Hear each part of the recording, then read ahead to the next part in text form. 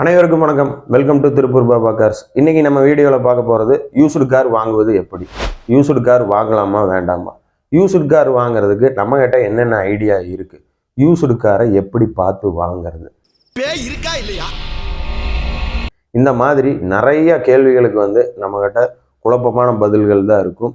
So அந்த மாதிரி இருக்கிறவங்களுக்கு கண்டிப்பாக நம்ம வீடியோ மூலமாக ஈஸியான 5 டிப்ஸ் கொடுக்குறோம்.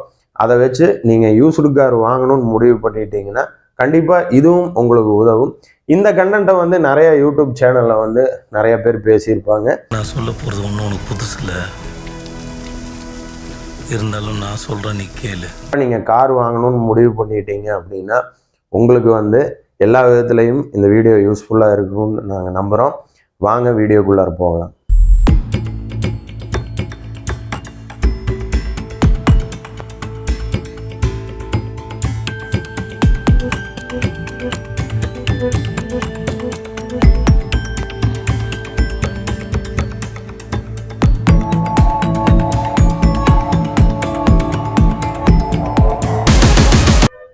பொதுவாக யூஸ்டு கார் வாங்கணும்னு நம்ம முடிவு பண்ணிட்டாலே, ஒரு வாட்டி முடிவு பண்ணிட்டேன்னா என் பேச்சை நானே கேட்க மாட்டேன். இந்த மைண்ட் செட்டில் இருந்தால் மட்டும்தான் கார் வாங்க முடியும். ஏன்னா நம்ம கார் வாங்குறது ஃபேமிலிஸ் கிட்டையும் ஃப்ரெண்ட்ஸுக்கிட்டையும் ரிலேட்டிவ்ஸ்கிட்டையும் ஷேர் பண்ணுவோம். அவங்க என்னென்ன பிராண்டு வச்சுருக்காங்களோ அதுதான் பெருசு அப்படிங்கிற மாதிரி பேசுவாங்க.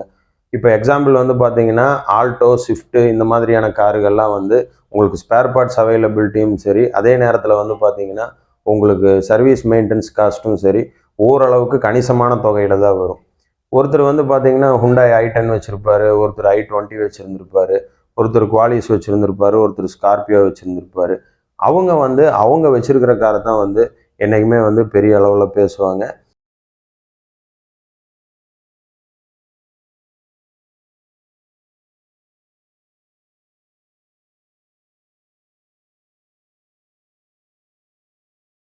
அவங்கள நம்பி போகும்பொழுது பார்த்தீங்கன்னா உங்களுடைய பட்ஜெட்டு தாண்டி நீங்கள் ஒரு கார் வாங்கக்கூடிய சூழ்நிலை அமையும். அப்படியே இருந்தாலும் நீங்கள் கார் வாங்கிறதுக்கு உங்களுக்கு தேவையான நாலேஜ் இருந்தால் மட்டும்தான் நீங்கள் அந்த கார் நல்ல காரான்னு பார்த்து கூட வாங்க முடியும்.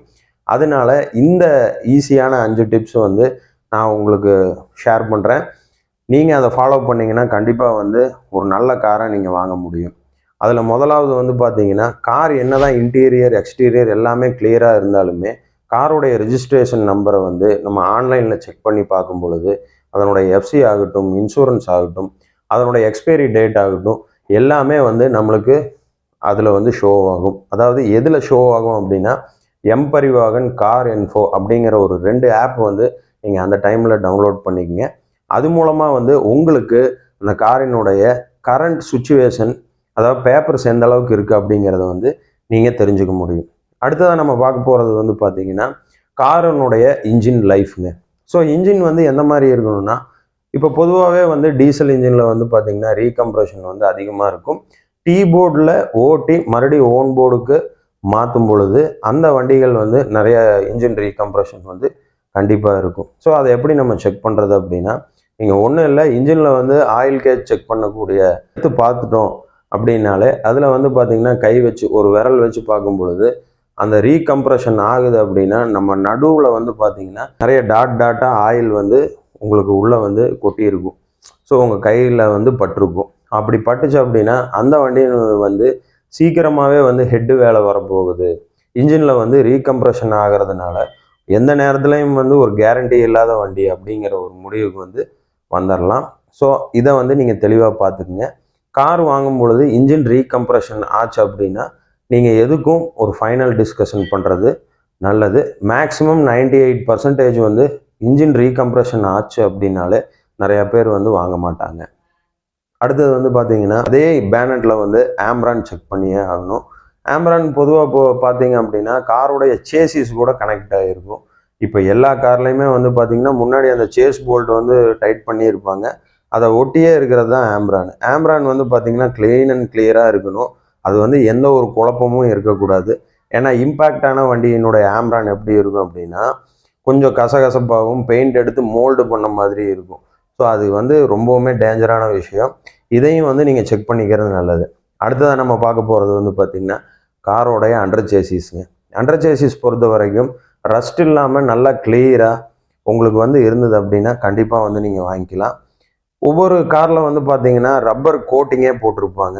ஸோ இப்போ வரக்கூடிய கார்களில் 2015க்கு மேலே வரக்கூடிய கார்களில் வந்து பார்த்தீங்கன்னா ரப்பர் கோட்டிங் போட்டிருப்பாங்க. அதனால வந்து உங்களுக்கு சேறு, சகதி, தண்ணி இந்த மாதிரியான விஷயங்கள் வந்து கீழே ரஸ்ட் ஃபார்ம் ஆகிறதுக்கு வந்து ஒரு என்ன இன்னைக்கு ரொம்ப ஜாம் ஆகுது. இந்த இருக்கு உங்க சீட்டு தெரியுது நீ ஒரு ஒரு பாதுகாப்பான தடுப்பு சுவர் மாதிரி இருக்கும். ஸோ அந்த ரப்பர் கோட்டிங் அதை வந்து இன்றைக்கி நிறையா பேர் வந்து காரில் யூஸ் பண்ணுறாங்க.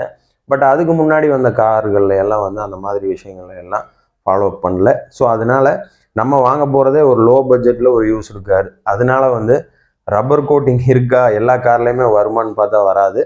இருந்தாலும் அண்டர் சேசிஸ் வந்து க்ளீன் அண்ட் கிளியராக இருக்குதா அப்படிங்கிறத நீங்கள் பார்த்து வாங்கிக்கிங்க. இதுக்கு அடுத்தது வந்து பார்த்தீங்கன்னா காரை வந்து நீங்கள் ஓட்டி பாருங்கள். ஓட்டி பார்க்கும் பொழுது உங்களுக்கு காரினுடைய அலைன்மெண்ட் வந்து கண்டிப்பாக தெரியும். ஸோ ஒரு போஸ்ட் கீஸ்ட் அடி வாங்கி இருந்தது அப்படின்னா கார் வந்து ஒரு சைடாக இழுத்துட்டு போகும். அதே நேரத்தில் வந்து பார்த்திங்கன்னா முன்னாடி வந்து இன்ஜினை இறக்கி வேலை பார்த்துருக்காங்க, கார் வந்து இம்பேக்ட் ஆகிருக்கு. இந்த மாதிரி எல்லாம் கண்டிஷனில் இருந்தது அப்படின்னா ஆட்டோமேட்டிக்காக நீங்கள் ஒரு 70லேருந்து 80 கிலோமீட்டர் ஸ்பீடில் போகும் பொழுது ஒரு வைப்ரேஷன் வந்துடும். ஸோ அந்த வைப்ரேஷன்லேயே வந்து உங்களுக்கு தெரிஞ்சிடும் கார் வந்து எந்த மாதிரி இருக்குது அப்படிங்கிறது. அடுத்ததாக வந்து காரோட இன்டீரியர் வந்து செக் பண்ணிக்கணும். காரோட இன்டீரியருக்குள்ளார ரஸ்ட் எந்த அளவுக்கு ஃபார்ம் ஆகிருக்கு. ரொம்ப பழைய காராக இருக்கக்கூடாது. இப்போ நீங்கள் வாங்குகிற கார் வந்து பார்த்திங்கன்னா ரொம்ப ஓல்டாக இருக்குது, அது வந்து நான் வந்து என்னால் வந்து ரீப்ளேஸ்மெண்ட் பண்ணிக்க முடியும் அப்படின்னா நீங்கள் தாராளமாக வாங்கலாம். கார் வாங்குறவங்கள நீங்கள் இதுதான் வாங்குங்க அதுதான் வாங்குங்கங்கிற ஒரு ப்ரெஷர் வந்து யாரும் கொடுக்க போகிறதில்ல. இருந்தாலும் வந்து நீங்கள் கார் வாங்கும் பொழுது இன்டீரியரில் எல்லாமே செக் பண்ணிக்கோங்க. யூஸ்டு காரில் வந்து ஒரு லெவலான பட்ஜெட்டுக்கு மேலே போகும் பொழுது சிஎஸ்ஆர் அப்படிங்கிறது வந்து கண்டிப்பாக ஃபாலோ பண்ணியிருப்பாங்க. சிஎஸ்ஆர் அப்படிங்கிறது வந்து பார்த்திங்கன்னா கம்பெனி சர்வீஸ் ரெக்கார்டு. ஒரு 3 லட்ச ரூபா 4 லட்ச ரூபாய்க்கு மேலே நம்ம போகிறோம், நம்ம பட்ஜெட் இருக்குது, யூஸ்டில் கார்லேயே வந்து ஒரு நல்ல வேரியன்ட் கார் நல்ல பட்ஜெட்டில் நம்ம வாங்கினோம் அப்படின்னா இந்த சிஎஸ்ஆர் இருக்கும். சிஎஸ்ஆர் இல்லாத கார் அப்படின்னு வந்து பார்த்தீங்கன்னா ரொம்பவுமே லோ பட்ஜெட்டில், அதாவது ஒரு 1 லட்ச ரூபாயிலேருந்து ஒரு 1.5 லட்ச ரூபா பட்ஜெட்குள்ளார வாங்குகிற எல்லா காருமே வந்து சிஎஸ்ஆர் அப்படிங்கிறது கண்டிப்பாக வந்து மிஸ் ஆகிருக்கும். அதனுடைய கிலோமீட்டர் எந்த மாதிரி ஓடி இருக்குங்கிறது நம்ம தெரியாது. அதுக்கு நீங்கள் என்ன பண்ணால் ஒரே விஷயம், அதுக்கு முன்னாடி ஓனர் வந்து எந்த மாதிரியான அவங்க வந்து ஃபஸ்ட்டு வந்து நீங்கள் கார் வாங்கும் பொழுது அவங்க எந்த மாதிரியான யூஸ் பண்ணாங்க அப்படிங்கிறத ஓரளவுக்கு கேட்டு அந்த எத்தனை கிலோமீட்டருக்கு ஒரு தடவை சர்வீஸ் வந்து பண்ணுவாங்க அப்படிங்கிறதையும் நீங்கள் தெளிவுபடுத்திக்கிங்க. இந்த 5 டிப்ஸ் வந்து கண்டிப்பாக உங்களுக்கு வந்து யூஸ்ஃபுல்லாக இருக்கும். நீங்கள் கார் வாங்கும் பொழுது பார்த்தீங்கன்னா எந்த ஒரு கன்ஃபியூஷனும் ஆகாதீங்க. முதல்ல வந்து பார்த்தீங்கன்னா ஆன்லைனில் செக் பண்ணுங்கள். 2வது வந்து பார்த்தீங்கன்னா காரோட என்ஜின் செக் பண்ணுங்கள். 3வது வந்து காரோட ஆம்ரான் செக் பண்ணுங்கள். 4வது அண்டர் சேசிஸ் செக் பண்ணுங்கள். 5வது சர்வீஸ் ரெக்கார்டு எந்த மாதிரியான மெயின்டெனிங் இருக்குது அப்படிங்கிறத செக் பண்ணிக்கங்க.